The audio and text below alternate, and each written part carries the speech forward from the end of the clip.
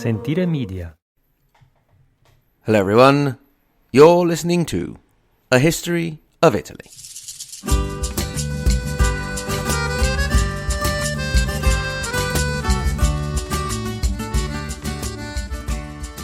Episode 85, The War of the Sicilian Vespers Gets Confusing.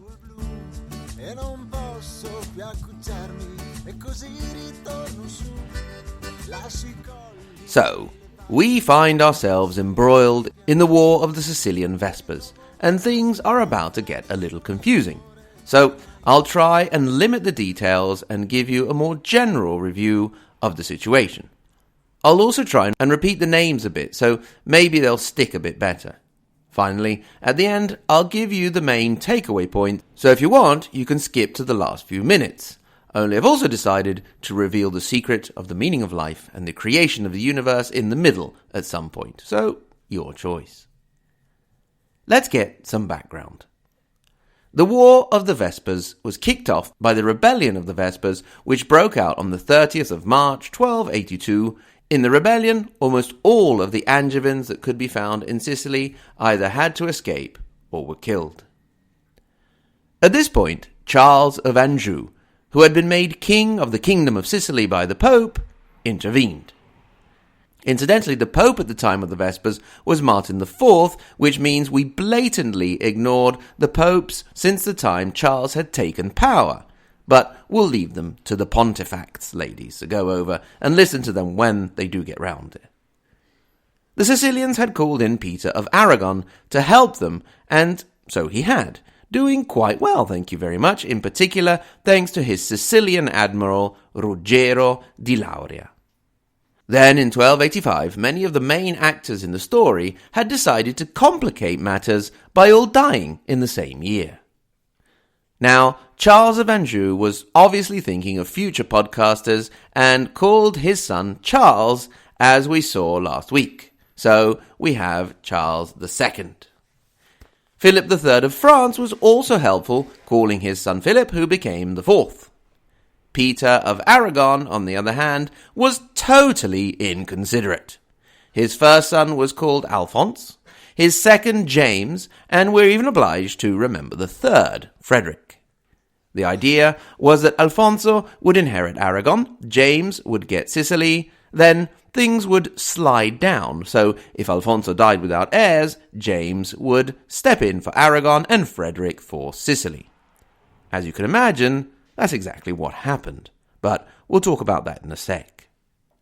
Finally, as far as the next pope was concerned, we went from Martin IV to Honorius IV, but you can forget him, and we'll skip right to the next one, who was Nicholas IV. I told you this was going to get confusing. Anyway, in 1285, when Daddy Charles I of Anjou died, Charles II, if you remember, was in prison after being captured at the Battle of the Bay of Naples by Roger of Lauria. In his absence, things were being handled by Robert of Artois, whom I wouldn't even bother to mention if he hadn't reminded me of the beer, and on the religious side by Gerard of Parma, because the Pope wanted to make sure he had some control over things. Charles was finally released in 1288, thanks also to the interventions of Edward I of England. However, he had to play it safe, because he had had to trade in his sons as hostages for his own freedom.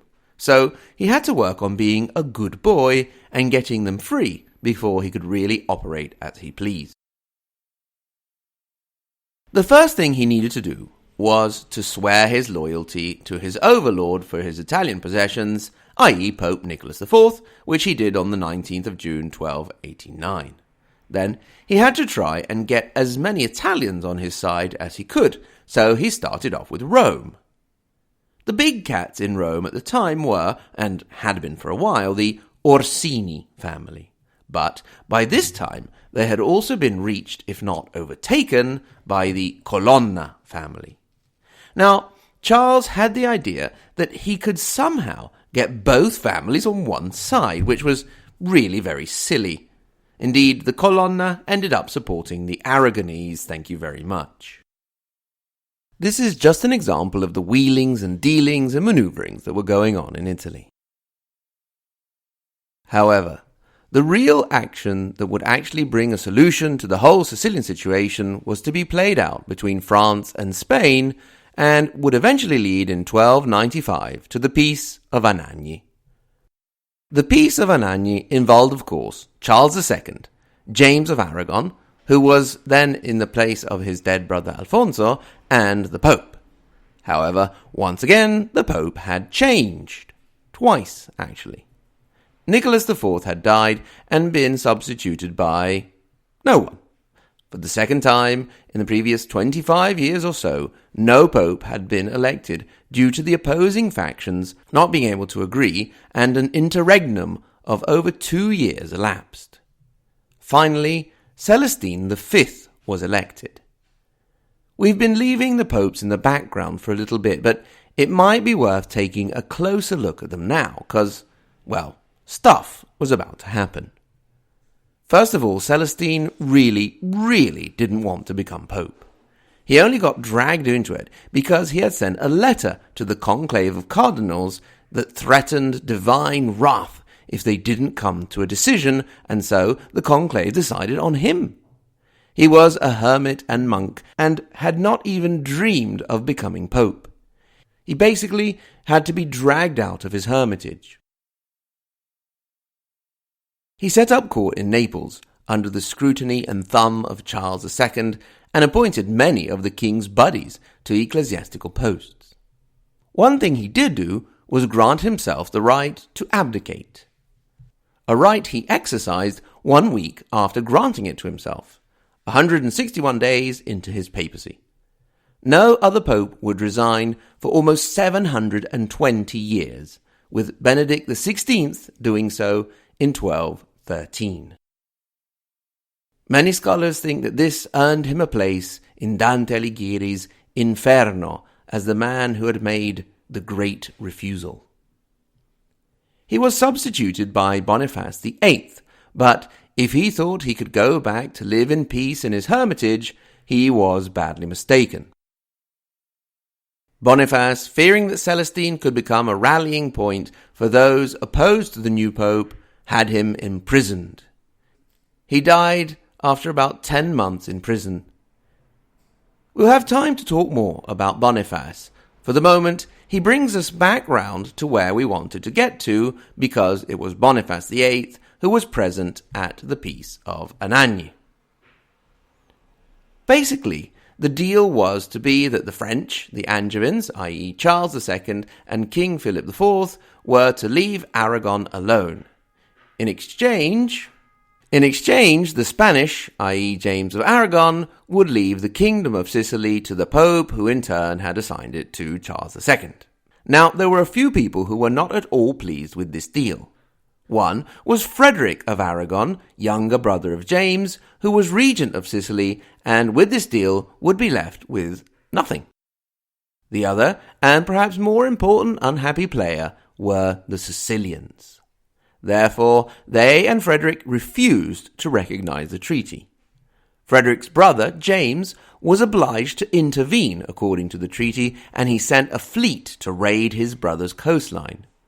Frederick said, "Oh yeah?" and started all kinds of trouble.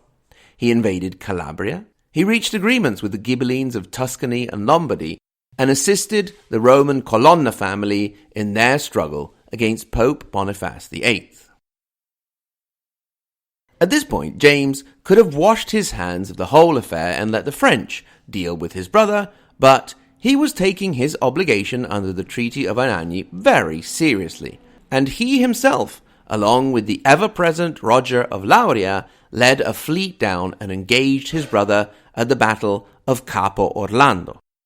Now, you may remember that last time I said that Roger of Lauria never lost a battle, even when he switched sides. So, this is when he sort of switched sides.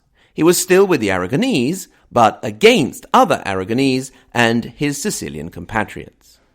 In any case, James and Roger of Lauria defeated Frederick at the Battle of Cape Orlando.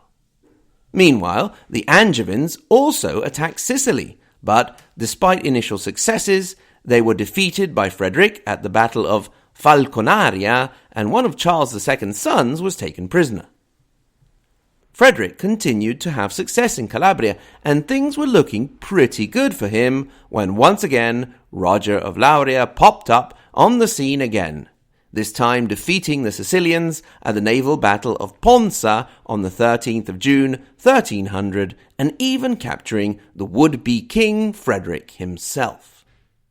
In 1302, it seemed that the fatal blow would fall, crushing the hopes of Frederick and his Sicilians, when the Pope called in the other French Charles, he of Valois, to invade Sicily. That he did. He landed, and as soon as he set foot on the island, his troops were decimated by plague, and he was forced to seek a peace agreement. So it was that on the 19th of August, 1302, the Peace of Calbelotta was signed. Charles II finally gave up and conceded the island of Sicily to Frederick, who came to be known as Frederick III. This was quite considerate because the previous Frederick, who had been King of Sicily, had been Holy Roman Emperor Frederick II. Officially, Charles II, who reigned over most of Italy south of the Papal States with Naples as his capital, was called the King of Sicily, without the island of Sicily actually being part of his dominion. Frederick instead, who actually did govern over the island of Sicily, was to be called the King of Trinacria. This didn't make much sense at all, and indeed historians called Charles's kingdom the Kingdom of Naples, and Frederick's the Kingdom of Sicily. However, this is the reason why, during the Restoration, after the Napoleonic Wars in the early 1800s, the two kingdoms were reunited in the Kingdom of the Two Sicilies. For now, the solution was supposed to be temporary for the duration of Frederick's life. It would instead last for over 5 centuries. All of this has been very likely quite confusing, so let's do a very quick general summary. The Kingdom of Sicily, which included Sicily and the mainland of Italy up to the Papal States, was assigned to the French. They were pretty rubbish at governing the new kingdom, and the island of Sicily rose in rebellion and called in the Spanish. In the end, they fought it out, with the final result being that the island of Sicily went to the Spanish and was called the Kingdom of Sicily, and the mainland part of the Kingdom of Sicily went to the French and was called the Kingdom of Naples. Would this put an end to the Troubles? Would the two new kingdoms coincide happily and in peace? Of course they wouldn't. Thanks very much to everyone for listening. Thanks in particular to my Patreon supporters, who have become over 50 now. Thank you very, very much. That's a lovely milestone to pass. So thanks to the Margherita Hack and Galileo Galilei level, Anthony G, Silane, Chanel, Dean V, Eric W, Gordon Z, Greg, Ignazio, Old John in Milwaukee, Caitlin, Kevin, Marxist-Leninist Sicilian, Rene B, Reactionary Venetian, Roberta D, Rodney N, Scott L, Shelby, Stephen, and the Tippy-Top Supergroup, Maria Montessori and Dante Alighieri, Sen, Paolo, Lisa K, J.W., Andrew M, and Brandon S. And if anybody would like to change names and get a nickname, then you're more than welcome to suggest one. Remember, you can get in touch, hello@ahistoryofitaly.com, for observations, questions, protests, or any sort of communication you would like to put through.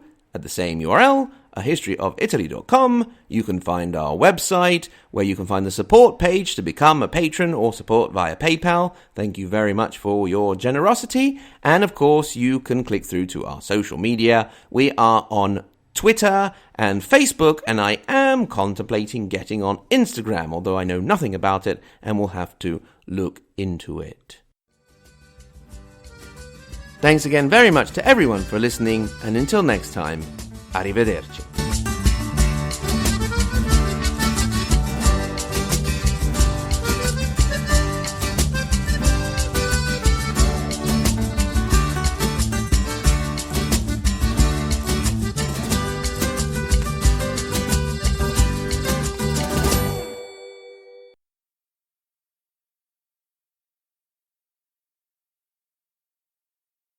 Right, everyone. This is a bit confusing, so let me do a roll call. Charles II. Present. Charles of Valois. Present. Charles I. Charles I. He's did so. Oh yeah, sorry. Frederick III. Present. James of Aragon. Present. Show us the ring of power! Go back to the Shire. Oh, shut up. That's enough now. Edward of England. Right here, chaps. Good, now. Nautimus Maximus. Oh, ha, very funny. Okay, so, let's sum up. James of Aragon keeps Aragon. And Wuhan! Enough! Charles II keeps the Kingdom of Sicily without Sicily, but we'll call it the Kingdom of Sicily. Excuse me, I still think this is dumb. I mean, if we're gonna call our lands whatever we want, I'm going to call mine Awesome Land and Charles Stinky Doom. Your face is dumb, and Stinky Doom is where your grandma lives. Ooh. Boys, that's enough. Let's just leave it at that for now. Whatever, loser. Now, Edward of England, what do you want in all this? Well, I just wanted permission to chop Mel Gibson into bits. Chop him up? That's a bit harsh, isn't it? What has he done? Well, he plans to make a sequel to The Passion. It will be in ancient Sumerian with Babylonian subtitles. Oh, okay, go ahead then. Sentire Media. Hey, podcast producers and show hosts. Do you want to join a podcast network that celebrates all things Italian? At Sentire Media, we understand the allure of Italy and its unique culture. Our devoted team of hosts and producers are all driven by their shared passion for Italy. And we work tirelessly to create the best lifestyle podcasts and content that will whisk you away to the very heart of Italy. With us, you can savor the mouth-watering flavors, get lost in the stories from the past, break down the cultural barriers, and truly immerse yourself in the vibrant traditions of this intoxicating country. If you have a great podcast idea or are already in production and would like to join Sentire Media, head over to sentiremedia.com, that's SENTIRE media.com, and find out how to submit your show.